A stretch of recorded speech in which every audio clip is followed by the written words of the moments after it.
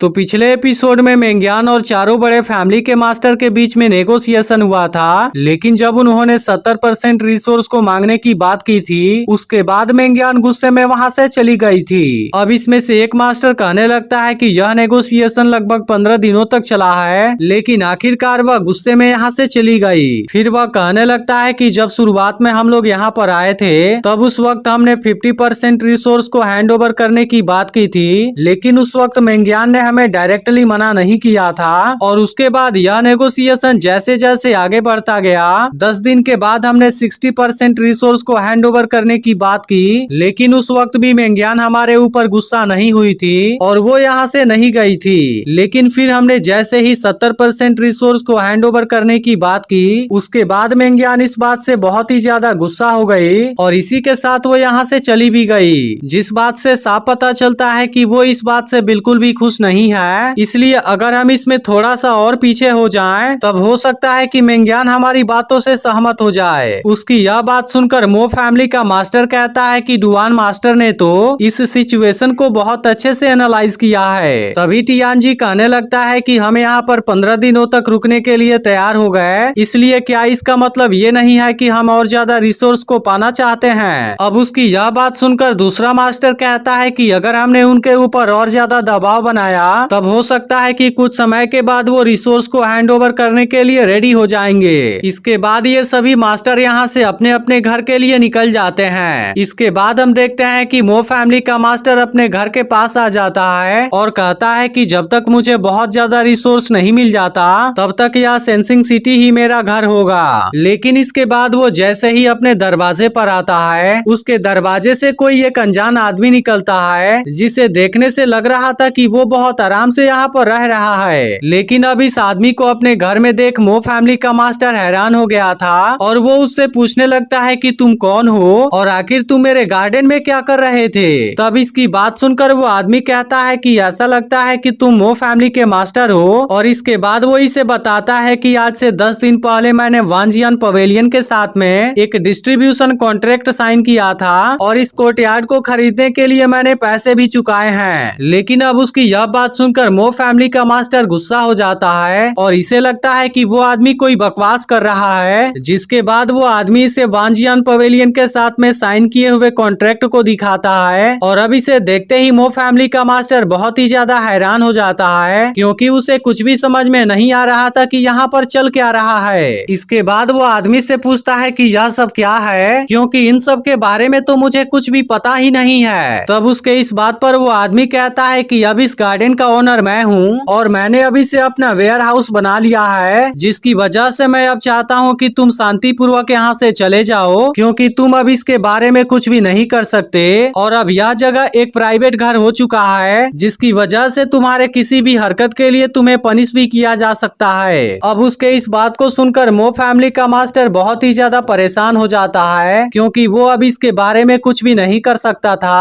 और इसलिए वो तुरंत यहाँ से जाने लगता है और कहता है कि होली स्टार सिटी में तो अब तक कोई भी वेयर हाउस नहीं था, इसलिए जब हम यहाँ पर नहीं थे तब उसके दौरान कोई बहुत बड़ी चीज हुई होगी। इसके बाद हम देखते हैं कि डुआन फैमिली का मास्टर भी भागते हुए इसके पास में आता है और इसे बताता है कि मैं अभी जब अपने घर वापस गया, तब मैंने देखा कि वहाँ पर किसी ने मेरे कोर्ट यार्ड पर कब्जा कर लिया है और जब उनके इस हरकत के लिए मैं उनको पनिशमेंट देने वाला था, तब उस वक्त उन सभी ने मुझे वहाँ से जबरदस्ती बाहर निकाल दिया और इसके अलावा उन लोगों ने तो वहाँ पर वेयर हाउस भी बना लिया है। अब उसकी बात सुनकर मो फैमिली का मास्टर और ज्यादा हैरान हो जाता है और उसे तो यकीन भी नहीं होता कि डुआन फैमिली के मास्टर के भी घर को छीन लिया गया है। तभी इसी वक्त वो फैमिली का मास्टर भी यहाँ पर आ जाता है, जिसे देखते ही दोनों पूछते हैं कि क्या तुम्हारा भी कोर्ट यार जबरदस्ती छीन लिया गया है। अब इनकी यह बात सुनकर वो फैमिली का मास्टर हैरान होता है और इनसे पूछता है कि तुम दोनों को इसके बारे में कैसे पता चला। जिसके बाद उसे समझ आता है कि इनके साथ में भी वैसा ही हुआ है और फिर इनसे बताता है कि मेरे पास में से तो गार्डन के अलावा 3 एटिक्स और 5 बड़े शॉप भी छीन लिए गए हैं। अब इस बात की वजह से वह बहुत ही ज्यादा परेशान होता है। इसके बाद वो इन दोनों से कहता है कि अब इसके बारे में हम कुछ भी नहीं कर सकते, क्योंकि मैंने देखा कि उनके पास में इसके बारे में कॉन्ट्रैक्ट भी था और इसके अलावा उनके पास में तो वांजियन पवेलियन का सपोर्ट भी है, जिसकी वजह से उन्होंने तो मुझे अंदर भी नहीं जाने दिया। अब इनके ऐसे कंडीशन कंडीशन को देख सभी लोग इनके ऊपर हंसना शुरू कर देते हैं। इसके बाद अगले सीन में हम देखते हैं कि चारों मास्टर एक दूसरे के साथ में होते हैं और कुछ ही देर में यहाँ पर इनका एक आदमी होता है जिसको इन लोगों ने सिंगजुन के बारे में इन्वेस्टिगेशन करने के लिए भेजा था। अब इनका आदमी इनसे बताता है कि इन्वेस्टिगेशन में पता चला कि सिंगजुन ने अपने दूसरे लेक्चर में सभी के सामने कुछ नए नियम को अनाउंस किया है, जिसका मेन उद्देश्य 18 एंशिएंट सिटीज के सभी रियल एस्टेट को एक्विजिशन करना है, क्योंकि ऐसा करके वो आम आदमी के बिजनेस और पावर को बढ़ाना चाहता है। जिसके बारे में सुनते ही सभी लोग पूरी तरह से हैरान हो जाते हैं। और अब इसमें से एक बिजनेसमैन कहता है कि सिंगजुन ने मेरे रियल एस्टेट पर कब्जा कर लिया और इसी के साथ उसने पूरे रिसोर्स को कॉमन लोगों के साथ में बेच दिया। तब इस बात पर दूसरा बिजनेसमैन कहता है कि उसने ऐसा क्यों किया, क्योंकि हमारी फैमिली तो सैकड़ों सालों से यह बिजनेस करती आ रही है और उसे तो पता भी नहीं होगा कि वह रिसोर्स कितने ज्यादा कीमती थे। इसके बाद वो कहता है कि अभी केवल आधे महीने ही गुजरे हैं, जिसकी वजह से मैं उसके इस हरकत को एक्सेप्ट नहीं करना चाहता। इसी के साथ वो कहता है कि सिंगजुन ऐसा करके क्रिमिनल लॉ का विरोध कर रहा है, जिसकी वजह से क्या उसे हमारे गुस्से से डर नहीं लगता है। अब इन सभी बातों से मो फैमिली का मास्टर भी बहुत ही ज्यादा गुस्सा हो जाता है और कहता है कि अब हम सिंगजुन के और ज्यादा एक्शन को सहन नहीं कर सकते और इसलिए मैं अपनी पूरी संपत्ति को वापस लेकर रहूंगा। लेकिन तभी इसका आदमी इसे शांत हो जाने के लिए कहता है और इनसे बताता है कि मैं जब इंफॉर्मेशन कलेक्ट करने के लिए गया हुआ था तब उसके दौरान बहुत से फैमिली मेंबर के साथ में मेरी मुलाकात हुई थी, जिसके बाद मैंने तुरंत उनको इनविटेशन भेजा था, क्योंकि उनके साथ मिलकर हम सिंगजुन का बहुत ही आसानी से सामना कर सकते हैं। लेकिन अभी इसके पूरे बात को सुने बिना मो फैमिली का मास्टर कहने लगता है कि अगर हम अपने फैमिली के पावर को मिला दें तब इसकी वजह से हम उसके सामने एक बहुत बड़ी ताकत बन सकते हैं। इसलिए वो डिसाइड करता है कि इस बार 18 एंशिएंट सिटीज में कोई भी प्रॉब्लम नहीं आने देगा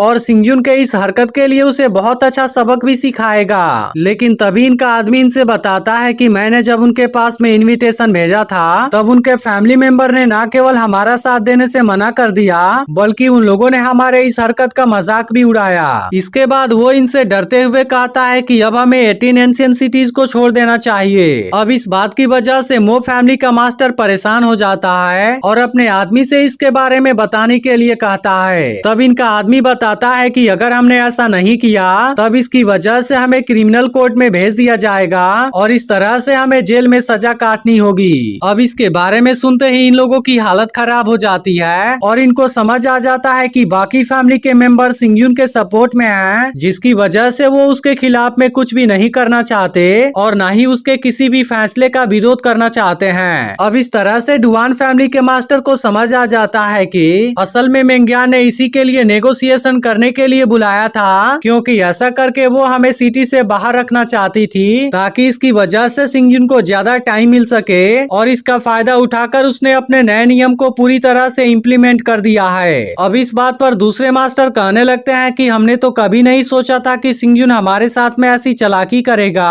और अब तो वो अपने इस साजिश में कामयाब भी हो गया है, जिसकी वजह से इस वक्त हमारे पास में कुछ भी नहीं बचा है और हमारी हालत गली के चूहों के जैसे हो गई है। इसके बाद टियानजी कहने लगता है कि इस वक्त अब यह बात जरूरी नहीं है, क्योंकि सिंगजुन ने तो साजिश करके हमारे पास में से सब कुछ चुरा लिया है, जिसकी वजह से अब हम उसका कुछ भी नहीं कर सकते और इसके अलावा सभी के सामने हम पूरी तरह से बर्बाद भी हो गए हैं। और इसके बाद सभी लोग यहाँ से चले जाते हैं। इसके बाद हम सिंगजुन को अपने पेरेंट्स के साथ में बात करते हुए देखते हैं, जहाँ पर मेंग्यान इनसे कहती है कि मैंने कभी नहीं सोचा था कि यह चीज इतनी अच्छे से सक्सेसफुल होगी, क्योंकि अब इसकी वजह से 18 एंशिएंट सिटीज की सारी प्रॉब्लम खत्म हो गई है और इसी के साथ अब लोगों ने भी वांजियान पवेलियन का विरोध करना बंद कर दिया है और सभी बहुत ही खुशी के साथ और शांति से काम करने लगे हैं। इसलिए इन सभी बातों से मेंग्यान बहुत ही ज्यादा खुश होती है। इसके बाद सिंगजुन के फादर कहने लगते हैं कि यह तो प्रकृति है, क्योंकि भले ही family system ancient star sect के रूल को स्टेबल रखने के लिए था, लेकिन इसकी वजह से आम लोगों का डेवलपमेंट रुक गया था, जबकि अब आम लोग भी अपने डेवलपमेंट के लिए नए रास्ते को खोज सकेंगे और इसी के साथ अब हर कोई भी काम करने के लिए रेडी हो चुका है। इसलिए अब हमें केवल छोटी सी गाइडेंस की जरूरत है और इस तरह से हम 18 एंशिएंट सिटीज को पूरी तरह से सही कर देंगे